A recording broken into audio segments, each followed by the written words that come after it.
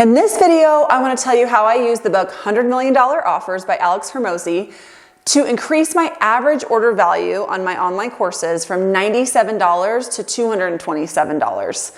My name's Lindsey Shipley. I had an online course business for 7 years that I took from my living room all the way to a multi-million-dollar exit, and I want to teach you how to do the same. So the first thing let's talk about is pricing. So I had 3 single courses, and then I bundled those all together for a bundle. So actually 4 products. So each single course, initially, this is my before, was $39 a piece, and then I would bundle it for $89. After using $100 million offers, I changed my offer, okay, and I changed my pricing. So all the single courses were now $97 if you bought them on their own. Then if you bundled it together, they were $197. So basically buy 2, get 1 free. So that's how I changed the pricing. I also typically had a higher ticket item for sale, even though it's not where the majority of my revenue or my sales came from. It helped with something called price anchoring, which is when you have a more expensive item, the middle tier item just seems so much more reasonable all of a sudden and so much more attractive to customers.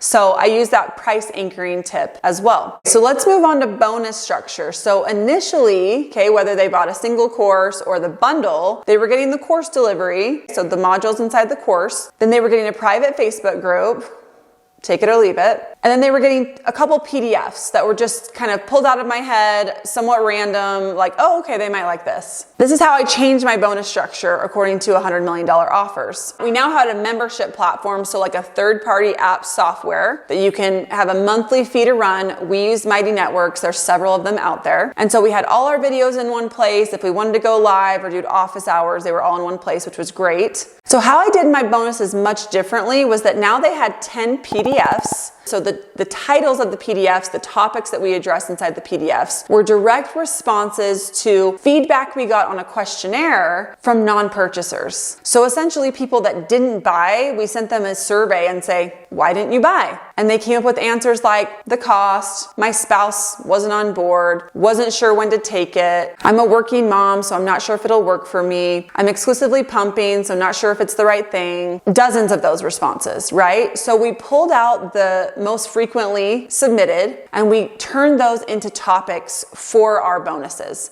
So things like roadmap for moms returning to work after baby. Things like cheat sheet for your partner on how to care for your new baby. Things like top 10 ways to cut costs with a new baby. Remember how they mentioned costs as a reason why they weren't going to buy? So literally taking those friction points or the objections that your purchasers or non-purchasers have and turning those into your bonuses. So those that are fence sitters all of a sudden got pushed over the fence by what the bonuses are addressing. So any questions left in their head, they know are going to be addressed by the bonuses.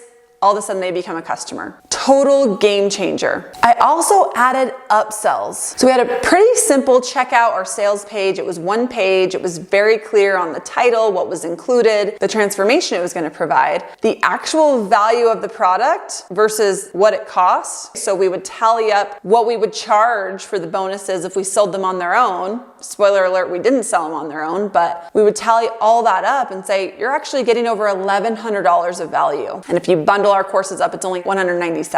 So they saw that discrepancy and wow, this is a really great deal. I'm actually getting over $1,100 in value and I'm only paying under $200 for it. So they'd scroll down and we would create an upsell opportunity. We did this actually in 2 places. So they had an option to do an upsell, and what those upsells became were recorded trainings with other experts that were pertinent to either pregnant or new parents, but that didn't directly conflict with our teaching or our product, which was breastfeeding. So things that are of interest of pregnant, so expecting or new parents. So things like infant care, newborn care, safe sleep for babies, maternal mental health, wellness and exercise for moms during pregnancy and after, nutrition during pregnancy. So we were able to get recorded trainings, bundle those together and say, hey, for an extra $40, for an extra $50, for an extra $70, you get all 5 of these awesome trainings that are super pertinent to where you are in your journey right now.